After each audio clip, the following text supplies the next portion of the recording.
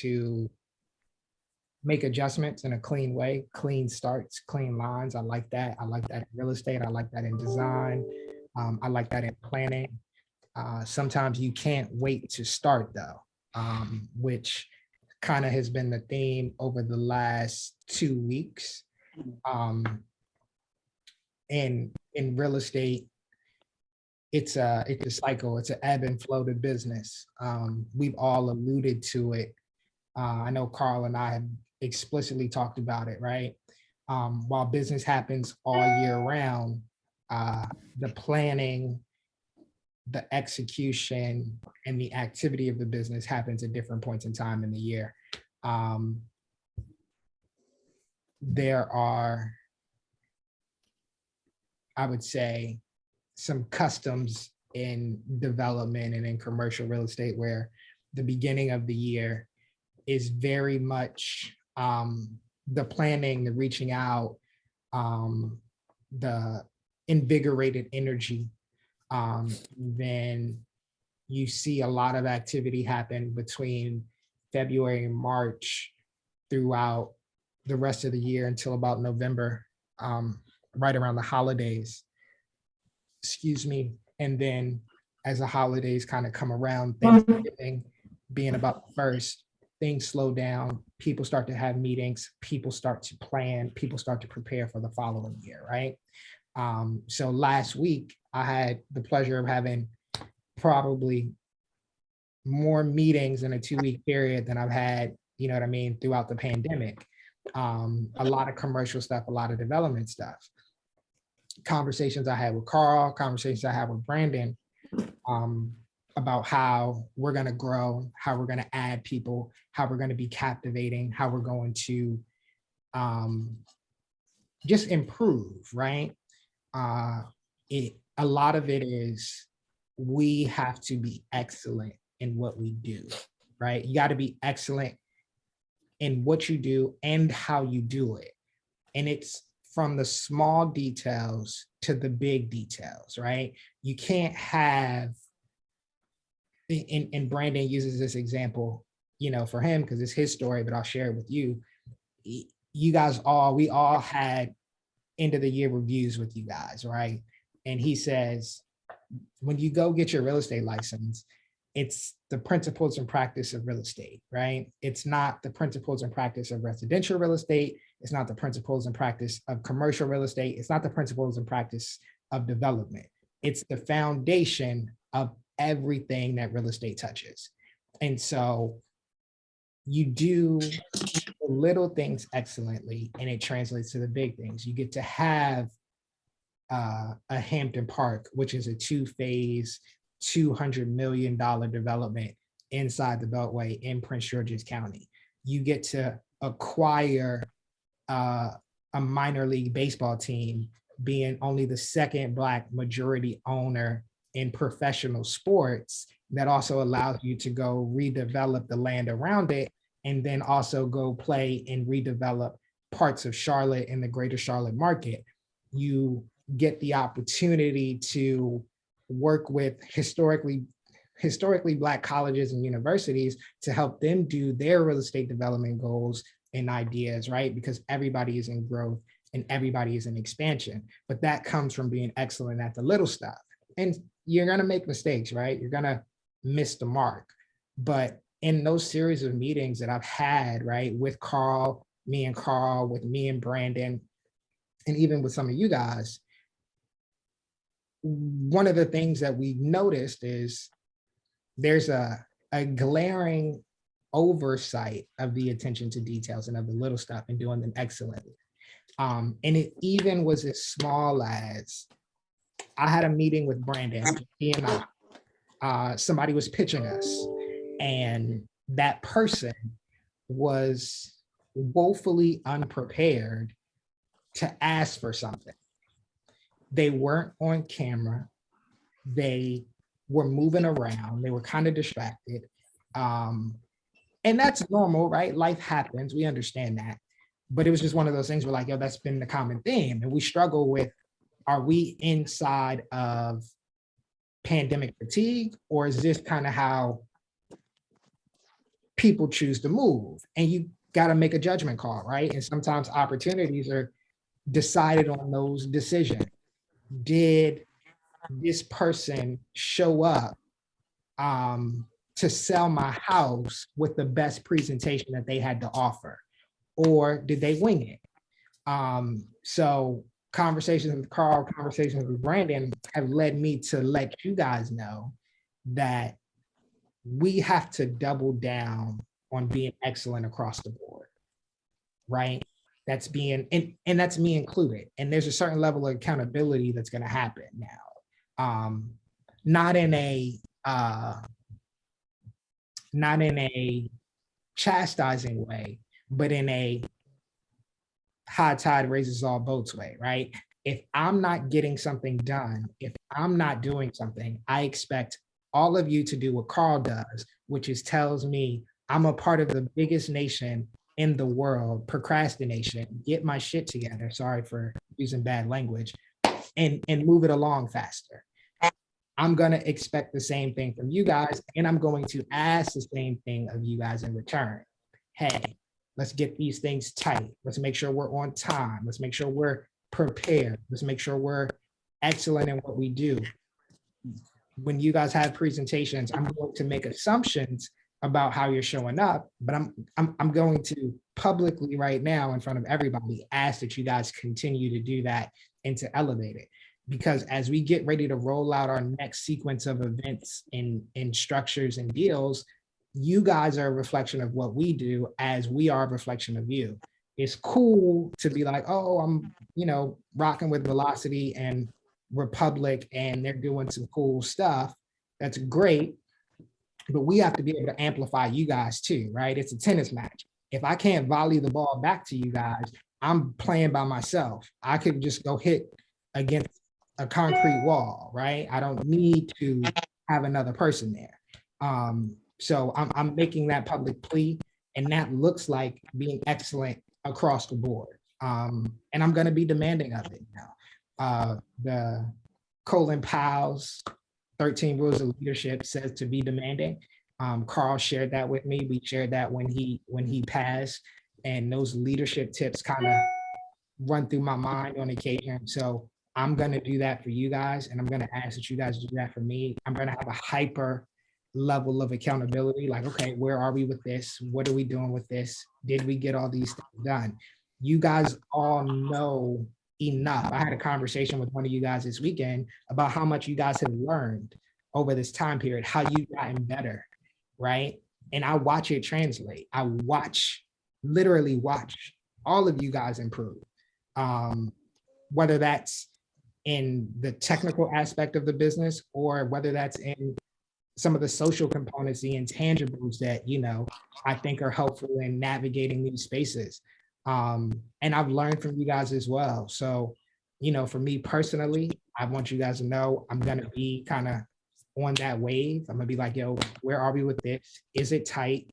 Are you proud of it? Right? Like, are you legitimately proud of the work that you're doing? I know I have sent out work that I wasn't necessarily proud of. When it worked out great, it did. But when it didn't work out, I know I was like, shh, I don't think that was my best foot forward.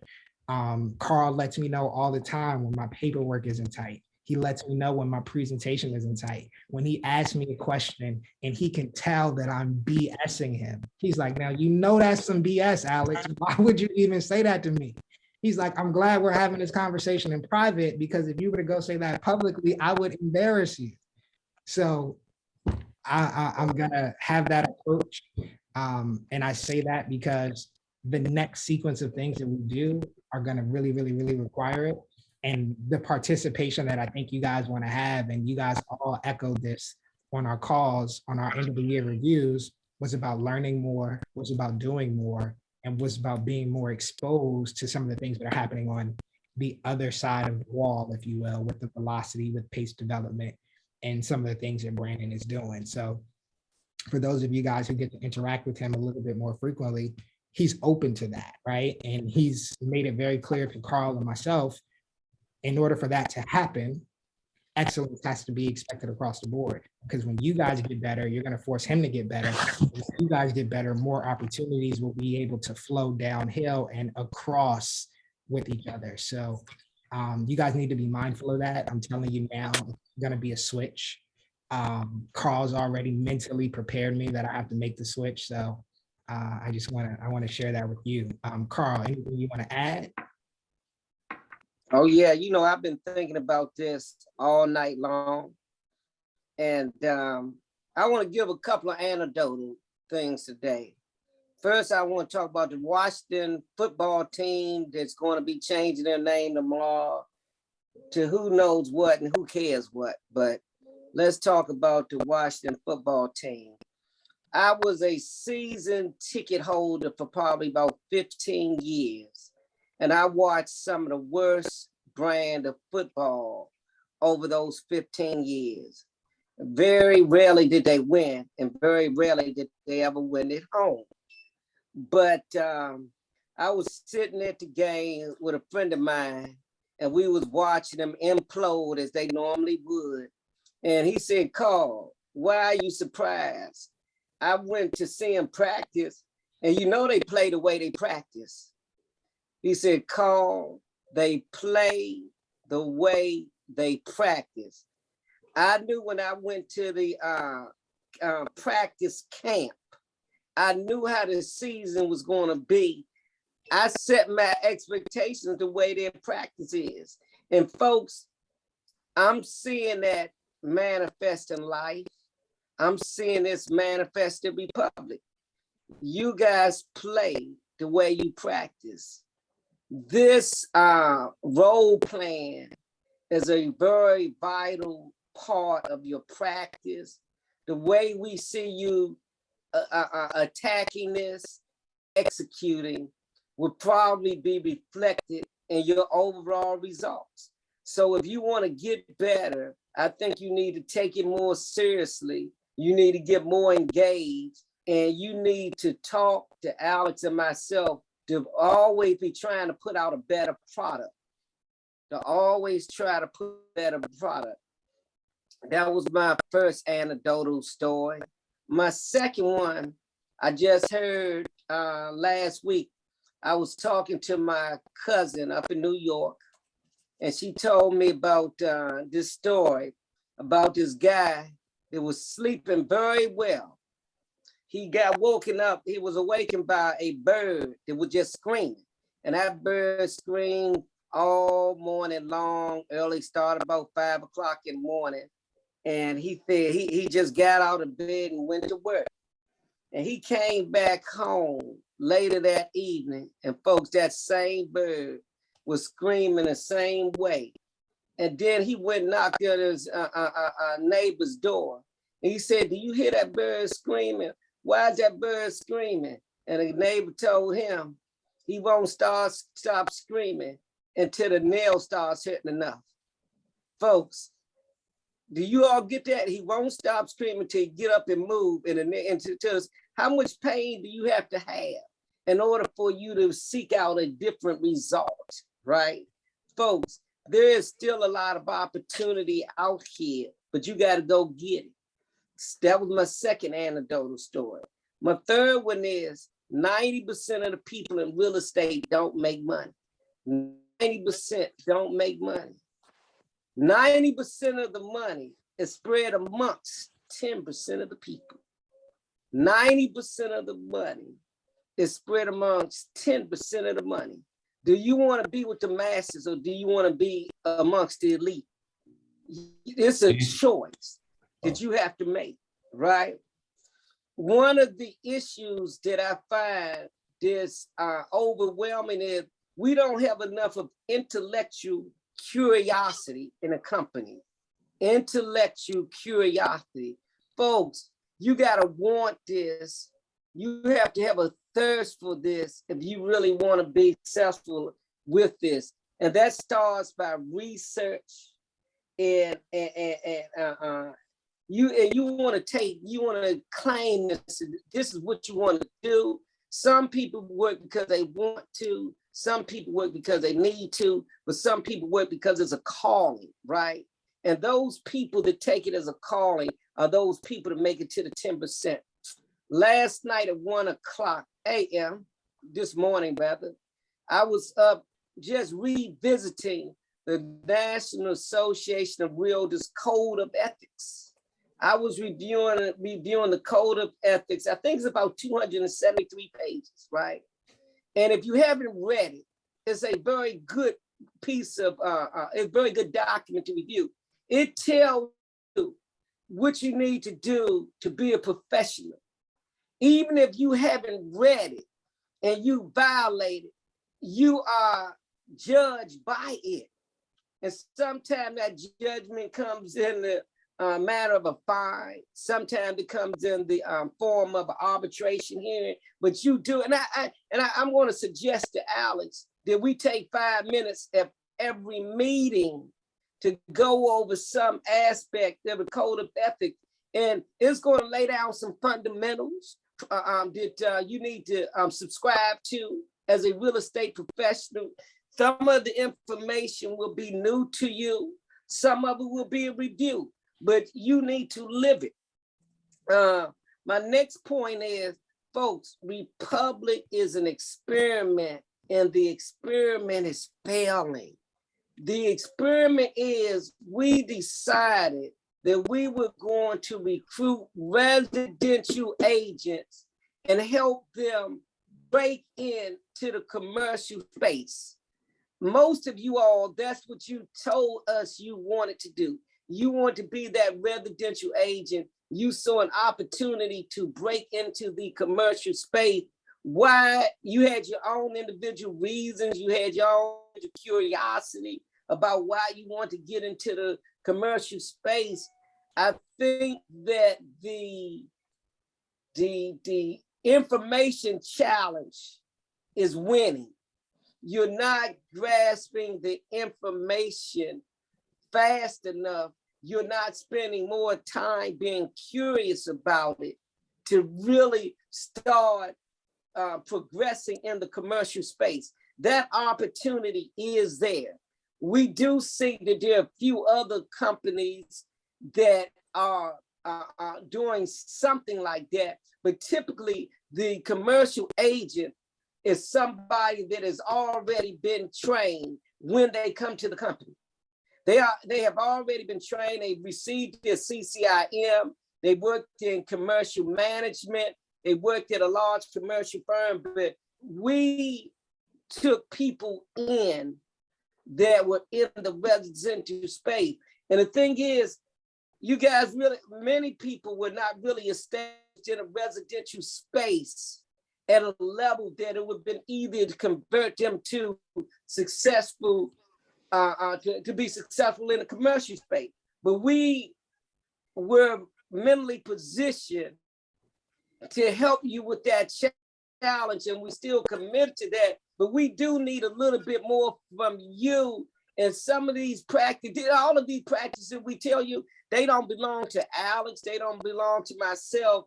These are stuff that over my history of being in real estate, I have put them together and I'm sharing them with you. And the only thing you need to do is execute. One thing that I see is when we have exercise, people always want to take and make them own. We see that when they making their own, they don't do a better job. They really butcher up stuff that's been proven and have a track record over the years. Folks, learn the scripts as written, right? I tell a story about some people will read the Bible and think that they need to write a better Bible. Folks, the Bible is one of the good books. You don't need to rewrite it. You don't need to rewrite this stuff. Learn it as written first, master that, and down the road, if you got time, you won't even have the time because you'll have so much business you won't need to be rewriting everything. And I have a list of other real estate professionals, starting with Mr. Brandon Bellamy, that I contributed to his success.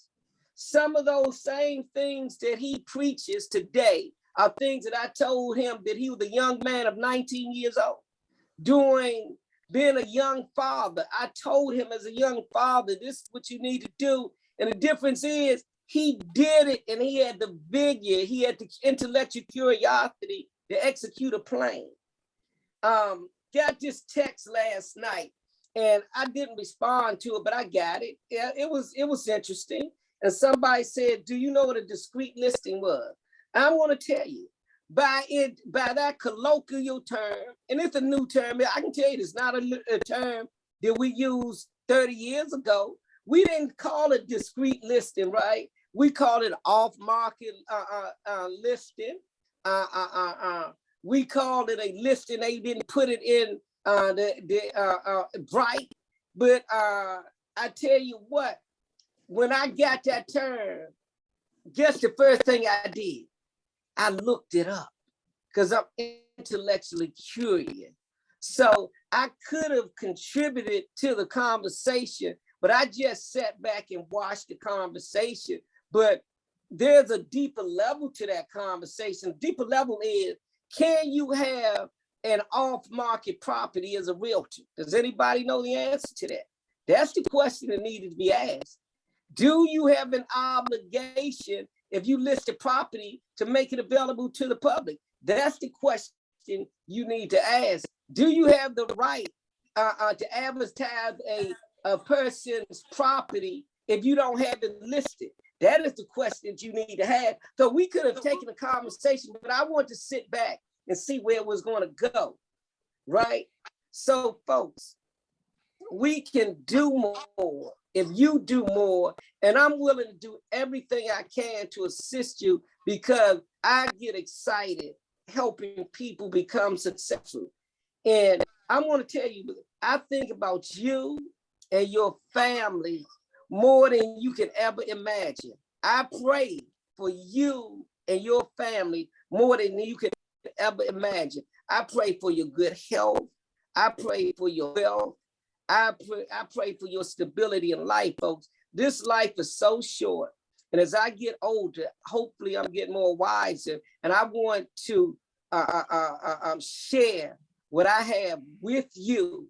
But I just pray that you can see the value in it and that you use it. And that's what I had to say, Alex.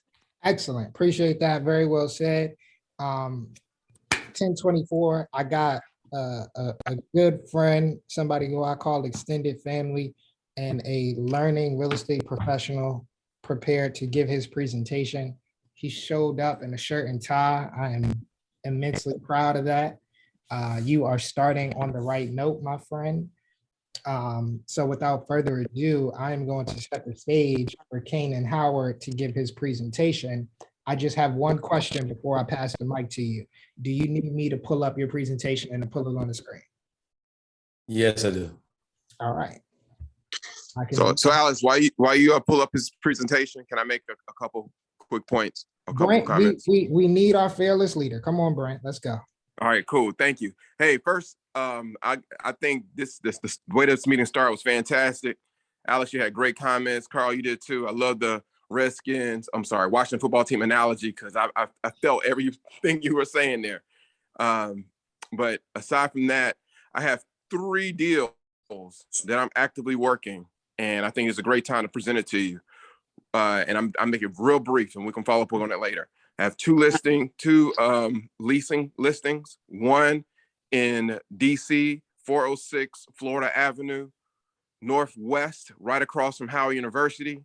Again, Florida Avenue. It is a lease opportunity, 3-story office building with about 3,200 square feet of space, fully vacant.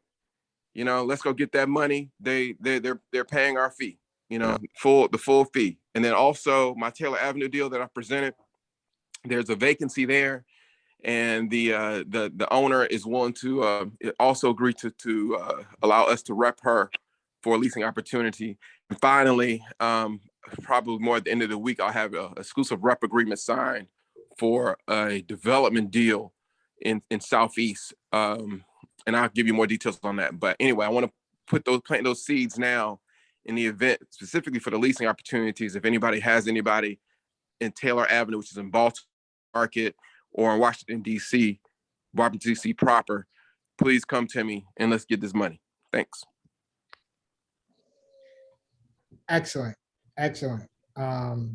Keep that in mind. Taylor Avenue is a deal that Brent highlighted and taught from as well a couple of weeks ago. So you guys are slightly familiar with it. But Next up, we got Kanan. Kanan, the floor is yours. Good morning, everyone.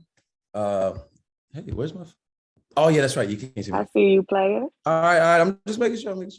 All right. So yeah, good morning, everyone. My name is Kanan Howard, and I will be giving the next class on making a bias presentation by your favorite realtor's favorite realtor.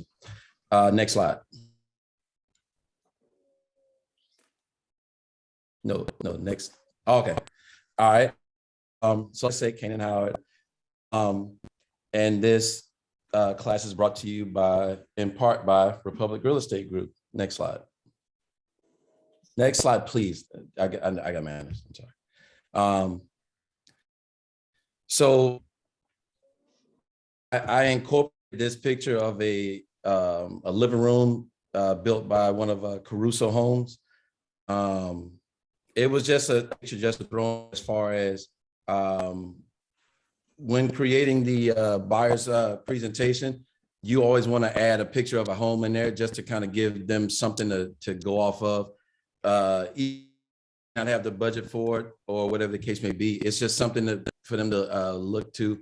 I was going to set this as the background, but I just added it as a regular slide in itself because I just wanted to bring up a conversation piece. Next slide, please. All right, so making a buyer's presentation, there are 3 phases that go into it. I created a buyer's presentation myself, but the one that I'm referencing is the one that we utilize here at Republic. It was provided to us from Alex and Carl last year. So that's the one that I'm going off of. It covers everything, and it doesn't leave anything out as far as imagination. One of the things that, two of the things that are very important is one, to be very thorough and engaging. And the second one is for me, it's on the physical side of it. I like to write down a lot of things because I tend to forget. So it's a lot easier for me to go back to a sheet of paper than to try to remember what it's like to do or their has and deal breakers or whatnot. So that's one of the key things two of the key things that, you have to keep in mind whenever giving the buyer's presentation. Next slide, please. Oh, I'm sorry. And I'll call on someone throughout the class, but if we could please write down questions and save them for the end of the class because I'm limited on time. So I want to kind of get the content out and, we can discuss it later. So with this slide, this is a reference that I use whenever I give my presentations, but I'll ask, what do you see when you look? What do you mean? Like marriage, happiness, love, Black love. All right, that'll work. Aaliyah, what do you see? Maybe people going through certain, they're going through different life stages that may prompt them to buy a home. All right, awesome. Brent, well, can you see? Because you're driving. Never mind, that's illegal. Never mind. Mr. Carl Allen. I see wedding, and I see wedding pictures. That's what I see. Yeah, and I'm not driving, so okay. I see wedding photos. I see black people standing around like they get married. All right, awesome. That's what awesome. I see. Alex, you're Mr. Alex Lyles. I see a bride. I see a bridal party, and I don't know if that's supposed to be a wedding, but I see somebody getting something put on them. So I see a bunch of wedding things. All right, awesome. So everybody had the right answer. There was no wrong answer to it. And the same way that everyone had different answers is the same way that everybody's going to see the presentation a lot differently. So not was I using this to show that, you know, people see different things off of, you know, whenever I do my presentations, I kind of sort of correlate it to like a wedding. So I don't know. Can y'all see this cursor? Yeah, is it you? Yeah, that's me. Okay. So this guy, and I used it for this picture. So he kind of sort of looks like me. So in other words, this is me. I'm the wedding coordinator. When the wedding comes together, you have to have a wedding coordinator. With all three of these, you have to have a photographer. And, you know, so you have to have the caterer and the floors to come in. And my whole point to that is it takes more than one person to get the wedding going. But at the end of the day, the bride and groom goes home. And after the wedding, they're the two that go off. And the end goal is to get you all in your home. So let's say, you know, this is me, the agent. This is, you know, my assistant. This is the mortgage consultant. This is the title agent. And, you know, these are my clients. So there's no way that I can do everyone else's jobs, but I do know enough to know, or you know, you explain to your clients, you have to know enough to know what they're doing, and what they're doing in the process to get you all to the end goal. Next slide, please.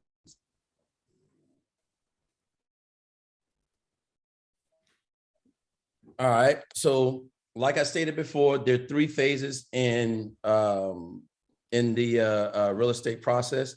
In phase 1, one of the number 1 phases is to select a realtor. So, you know, give my clients kudos on, you know, you got the first part knocked out, good to go.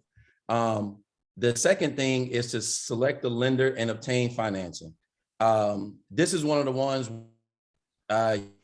you kind of have to think about it a little bit further into it, because even though we may have our preferred lenders, as Carl would say, you kind of lessen the likelihood if you let your clients find a lender. Not to say that your lenders aren't, you know, good enough, but it's not like you're using a biased opinion, because at the end of the day, you are who you represent, and vice and those that he played a very big part, certain going right and certain things going wrong. And at the end of the day, I was the one that recommended him. So, you know, it all came back to me, which, you know, you can apologize as many times as you want to, you can't change the scenario. So be very mindful of that. And also I left this blank because this is where your picture would go whenever you do your presentation for your client. And the next one is pre-approval. So not client is pre-approved at the buyer's but some of them are. And the ones that are, I tend to pull up bright and, you know, and I'll put it up on the screen in the office or on the Zoom screen, and we'll go through and I'll start checking off things as we're talking about it, because, you know, they're already the biggest thing. Now we know what their budget is.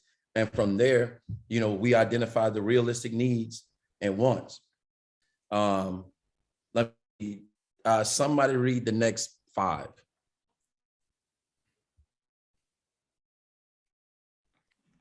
The next one. Yeah, this select properties. Schedule and view properties, Mm-hmm. write offer to purchase, negotiate terms if needed, contract accepted and ratified. All right, thank you, Nikhil. So with that being said, does your buyer's presentation look somewhat like this, or am I missing any steps?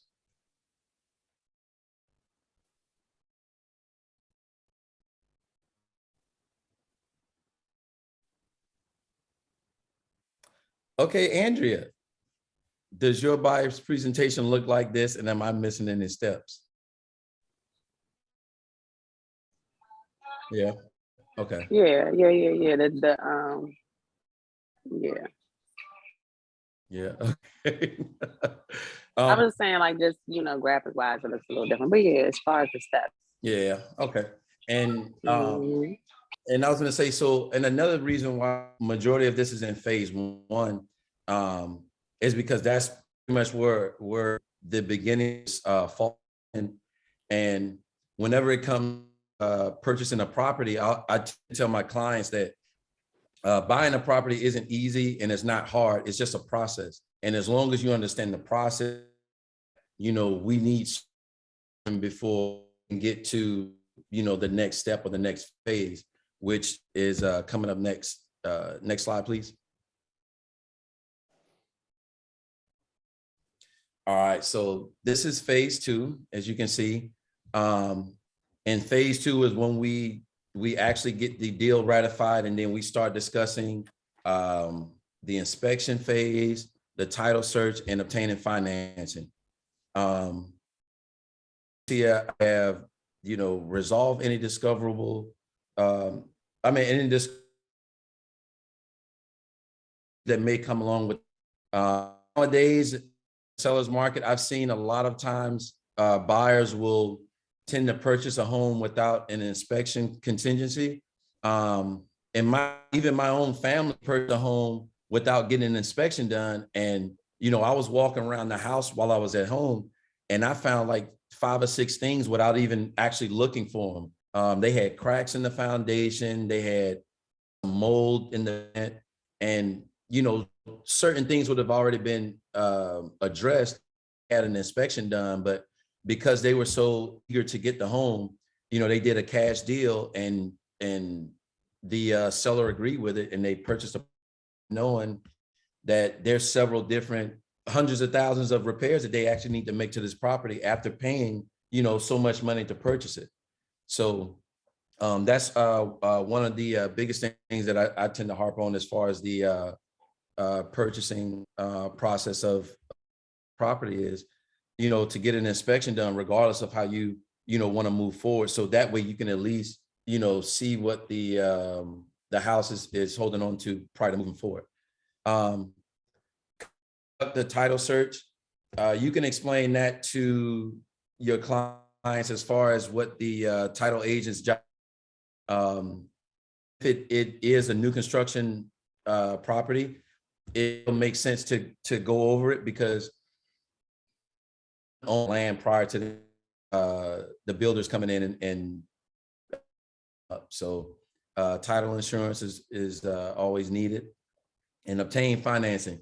Like I stated before, even if they're pre-approved, you still want to go over the financing portion of it, just to guide in the way that they know that, all right, this is going to take a while. And the financing portion actually comes in before you submit the offer as well, because of the fact that a lot of lenders work on totally different time schedules, where you have one agent that, you have one lender that can do it in 30 days. And then another one, if your clients were to request for closing assistance, it may go from 30 days to 45 days. And there's some that can do it in a week.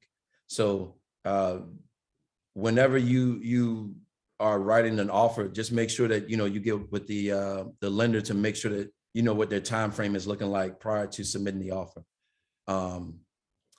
As far as credit check and underwriting, those are some things that you can keep in there, as far as giving them just a gist of how a deal may go. I had this one previous deal to where an underwriter lowered, well, not an underwriter lowered the value in a property that my client was paying and had already agreed to pay for. But because the lender didn't see the value being at asking price, my client had to come to the table with a little bit more than what he had intended to come for closing. So with that being said, we have appraisal, survey, and insurance. Does anybody else have any different scenarios where they had an issue with underwriting?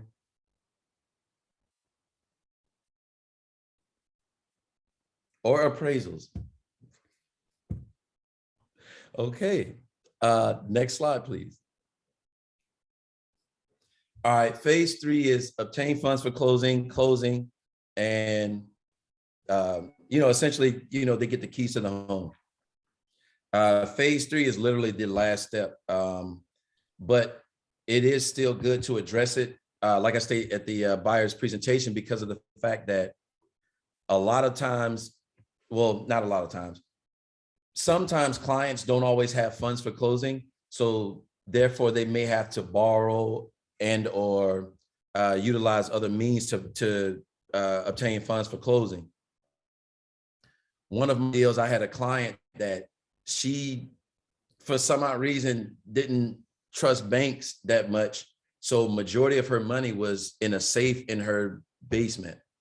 So when it came time to submit the offer, it got approved, she went to the bank and deposited about $5,000. And when she gave me her earnest money deposit, as well as the 2 months of her bank statement, had an issue with it because, where did the $5,000 come from? And then, my client had to go through several different conversations of explaining of, how she didn't trust the banks or whatever the case may be, to the point to where I had to have her withdraw the $5,000 out of the account and receive the funds as a gift from her mom when it came to the EMD as well as closing.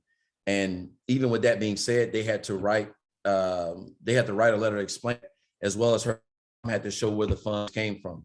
So like I say, this is one of the items that may be like a simple issue, but it may be blowing up if the right precautions aren't taken. So as we conclude, this was making a buyer's presentation. Next slide, please. Questions, concerns, and comments.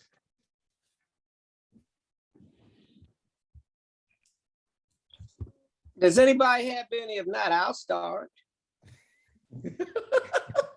I have a question. Okay. So I just want to make sure I'm clear, understand, Kanan, that are you suggesting that this, the last 3 slides you showed, or 4 slides, is a template we should use for a buyer's presentation when we're actually talking to a buyer? Is that what you say? Is that what you're saying? Because I'm just thinking about the first slide that said phase 1, and you said your photo goes here. Yeah. So is this something that I'm supposed to share with a buyer? Yes. Okay. I just want to make sure I understood that. Okay. So this is what you use. You actually have your picture, and then you go through, okay, phase 1, and then you explain it to the buyer. Then you go to phase 2, and then you explain it to the buyer, and then phase 3. That's how you do it. Yes. Mine doesn't look like this. This is for the class, but mine is similar to this. What's different between this one and yours, the one that you use? Mine doesn't have so mine is what is it, Times New Roman. I have just as many slides, but my have is on one page, phase 1, 2, and 3 on one page. And what is it? And I have like a note sheet, because I tend to email so that if there's anything that they want to add to it, they can add it to the notes and bring it to me whenever they have any questions. Okay, let me ask a question. What is the goal from this presentation when you give it? So I was doing this more so for the class than for like having mine up as a slideshow. Okay. Mm-hmm. So that didn't answer my question though. So I want to know, so when you give yours, right? When you oh, I'm going to give my buyer presentation, what is the goal for your presentation? What is, when you're done? Inform my clients of the buying process, and to get them prepared for. So do you do this presentation after you sign up them as like you sign a rep agreement? Or is this the presentation that you give them before you sign the rep agreement? This is before. Okay. Okay. All right. I'm trying to understand because you gave a lot of information. Mhm. And I'm trying to figure out where you're going. So I would have loved to have seen your actual presentation. I appreciate you breaking this down for the class, but I would have loved to have seen what you do. Well, I work with, okay. Yeah, for your presentation. I Okay. agree. But that was my question too, because I was trying to see how you tied. I want to see how you presented the wedding photo into your presentation. Do you do that during your presentation, or do you? And also, you start off with a picture of a. You start off with a picture, a still shot of a house. That picture right there. Yeah. How do you tie that in, then to the wedding photo, and then transition to the face? I'm just curious to see how you do that. So, like I said, the background. This is in the background of mine. It's not on the forefront like this. It's Okay. literally just that. Yeah, in the background. All right. So then, what about the wedding photos? Do you actually kind of talk to buyer, deal with us, and say, "We're seeing this photo"? And is that you do it? I don't use three though. I like to use one where it's you, and then I ask a question and then go on to explain it. Okay. Okay. All right. Okay. So I have a couple of comments outside of my questions, which are one, I appreciate you being, I don't think you were on time, but you were close. You were having trouble logging in. That's my, because I usually do it on my phone. So when I did it on the laptop, I had to update everything. So I understand. I appreciate you being shirt and tie. That was important. How you play or how you practice is how you play, as we heard today. So I appreciate you taking it serious on the practice part of it. I won't lie to you. I think this presentation is all over the place. And I know you give a more thorough presentation. I like the metaphor of the wedding, but you did not give it to me like how I think you, or I hope you give it to other people. I think Aaliyah said the same thing. It's a cool metaphor. And I understand where you were trying to go, but I want you're going to give this presentation again. I want you to give a presentation, and I want you to give it like how you're giving it to a real client. And I might have a real client on the call, so you could do it differently. But I understand where you're trying to go. And so I think it's solid. I think it could be a little bit more broken out. Yeah, but I want you to give this presentation again. And I want you to give it how you really give it. I want to see it completely done with the picture. So you want me to give the presentation? Don't give a class on doing the presentations. Yeah, because I don't think you gave a really solid class right here. I think you put some stuff together, which it's my fault. So again, I told you I'm gonna be more demanding. I told you guys I'm requiring a certain level of excellence. I want you to give your presentation again, walk us through the presentation, and then you'll get to break it out from there. And I'll roll out how we're gonna do that going forward. Carl, I know you got some comments. I know you got some questions. So I won't hold the floor. Oh, hey, I know Carl's gonna be better than me. So let me jump in just ahead of him because I'm gonna be quick with mine. He's gonna break it down like the professor he is. First, Kanan, I think it's always difficult to give a presentation in front of a group, and so I commend you for your effort. And you are in a safe environment with people who care about your success and want to see you grow. So first, I think that I like your tone and your cadence.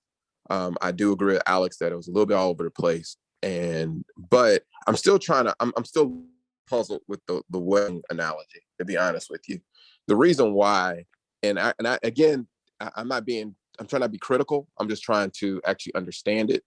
And it might be Carl and Alex may have a different opinion about it, but I'm a little lost on the wedding analogy, though I think it's creative.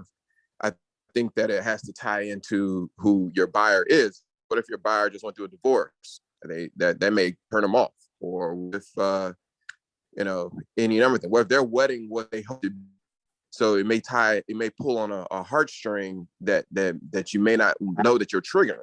So that's just my initial take on it. But again, the feedback from Carl and Alex may be different. They may have a different feeling about it. But I just think that you might be taking a shot that you don't necessarily want to take if that's the way you want to go with it. That's a thought. And anyway, I'll drop that as a nugget, and I'll hear Carl's thoughts on that. Okay.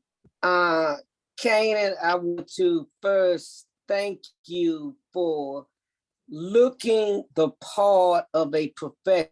I don't know if you all noticed, but every class, Alex and I wear shirt and tie. We are trying to create a professional environment. And when Brent teaches class, Brent wears a shirt and tie.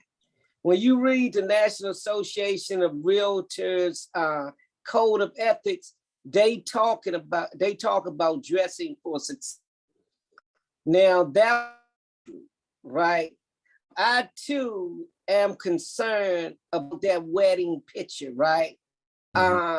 In my 38 years of taking classes from Dale Carnegie, look it up. Tom Ferry, look it up. All these people, I have never seen, Tom Hopkins, I have never seen anything like this before, right? Not saying that I'm not open to change, but I think sometimes change is not necessary. Moving forward, this is what I would like to see. I would like you to master the buyer's presentation that we gave you. If you mastered the buyer's presentation that we gave you, I will guarantee you that you will be a better agent. I want you to spend less time in being creative and spend more time in mastering something that has already been put together by Tom Hopkins, by Mike Ferry, all of the pros. We have put this together for you. If you can master that, I guarantee it'll make you a better agent, right? Let me see. Here's a big question, and Alex answered it, and I don't think we got to the answer. Why do you give a buyer's presentation? What are you trying to get to? Let me hear the answer from Kane and from others. When you give a buyer's presentation, what are you trying to get? What is the goal? The goal, like I stated, is to inform the clients. You say to inform. Okay, inform. Yeah. Okay, what else? That's not my goal. Build rapport. Okay. That's not my goal either. Yeah, what is your goal, Brent? What is my goal is to get the rep agreement signed, so a commitment that they're gonna do business with me. That's my goal. How does the buyer presentation connect to that? How do you connect that then? I defer to your answer on that. No. I'm saying, okay, well, what I'm suggesting, if you present yourself professionally and you present that you have the knowledge and the ability and the skill set, you're trying to get the buy-in of the buyer, that you're the right person to help them achieve their goal. So that's what I'm trying to do. I'm trying to make sure that I'm communicating in a nice and professional way, that there is no option other than me for you to get the best thing for what you're looking for. And so with that, I'm trying to get the commitment that they're going to do business with me and they're going to sign my buyer's rep agreement so we can go out and get this thing done. Okay, so Brent's target is to show that he's the guy. He's the guy that's competent, knowledgeable, and can execute. And he's the guy that you all should select to be your representative, be your buyer's rep. Is that right, Brent? Exactly right. Brent. Exactly right. I was on you want them to know that you're the guy. Then the Cal, when you do the buyer's rep, you want them to know that you're the lady. Of course, yeah, definitely. Does anybody disagree that that's not a valid target? I mean, that's not the only reason. Is that wouldn't be the only. Yeah. Because I was saying, I mean, there's others too. I mean, yeah, definitely that you're the person for the position, but they understand the process. They have to be comfortable working with you. So Okay. they have to know what it is from the beginning to the end.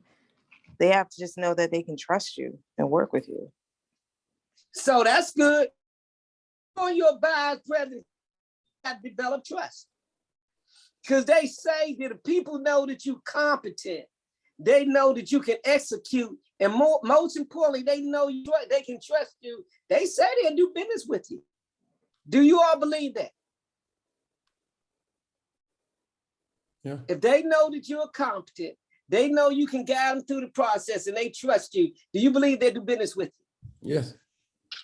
Okay, so in this presentation, do you think you gave enough emphasis on that you are competent?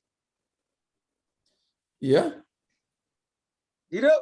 Because like I said, this was for a class. I wouldn't, even Alex. So like Alex said, he said it's his fault. I don't think it's his fault, because I could have reached out to him several different times. But the time that I did speak to him, he did state that, you're doing a buyer's presentation, but I'm like, I thought I was giving a class on making a buyer's presentation. Because like we stated, my buyer's presentations are different. This was a class, like I thought this was a class. I didn't think I was like doing a buyer's presentation. I mean, even with that, okay, I won't say that I did the class perfect, but like, I didn't think I was giving a buyer's presentation. I thought I was saying to the steps to put in there or the things to do. Did I leave anything out? Like, that's what I was saying. I wasn't saying like, this is how we do a buyer's presentation. Like, I don't do it like that. Not me not saying not at all, but. And here's the challenge that I have for you, right? Mm-hmm. The next time is going to be about 4 weeks. So don't start in 3 weeks and 3 days, right? You got 4 weeks to work on the buyer presentation that we gave you now. Master that. That's how you get a presentation. And I'm telling you, I guarantee your close rate will go up. You will get better buyers as well, right? Through that process, read it. It will read it, learn it, master it, and I guarantee you'll be better at it, right? Mm-hmm. And there's a lot of things that were in the process that flow more consistently. That when they said you were all over the place, you had bits of information that were scattered. They weren't sequentially ordered correctly. They were not in correct sequential order, okay? We need to get this stuff. We go from 1 to 2 to 3 to 4. You went from 1 to 4 to 2 to 6. You were going back and forth, right? We need to go and get these things so there's an order, right? Take a look at that. And I want you to call me on this. After you've read it 2, 3, 4 times, call me and let's talk about it. I want to tell you, your presentation will be, I will make it improve exponentially. And you will give a presentation that everybody be proud of. That'll work. So we're going to put this, you telling people how to do a prior presentation, that you're showing a person how you do yours. And we want to stick to the script. And then the same script that you use, everybody else should be used. Okay, that's my challenge you. This is 11 o'clock. Nikel, you had a question? Oh, I was just gonna say, just a small suggestion, like the needs analysis, if you could kind of hone in on that and just give, some examples of questions that you would ask for the buyer so that you can determine the kind of property that they're interested in. So that'd be good in your presentation. Okay. That's all. I'm going to ask one quick comment, and it's going to take me 5 seconds. I just want to respond to something Nikhil said earlier, that there's multiple goals with the buyer's presentation. I respectfully disagree. There's only one goal, and that's to get the commitment that you're the. Everything else that you do during the buyer's presentation builds up to that. So if you give information like the process, it just reiterates the fact eligible, but which is, I'm your guy. Let's do this deal together. That's all I want to say. I'm sorry. And you potatoes, we can differ on that, but the bottom line is we need to do this system. It's 11:01. You all know I got to go. Okay. Yeah. Aaliyah, you're up next. You're next week. I'll give you a call in a few minutes so we can chit chat for a second, but you're up next. And then we're gonna run this back, not the same topics, but different things, right? Because again, level of excellence. So we're gonna run these presentations back after we get through Aaliyah. We'll probably have 1 week in which me and Carl talk about some stuff. And then I'll send out the schedule. I'm gonna pick the people at random. I'll pick the dates. Everybody will have time to do their presentations. And yeah, I want to run it back one time just to see and show everybody the improvement that you guys are going to make in just a month and a half worth of time, right? Like that's what the goal will be, not only to be better, but to show everybody else how everybody else got better too. So appreciate you guys. Happy Tuesday. Happy Black History Month. Go do something extra Black for yourselves today. Taco Tuesday.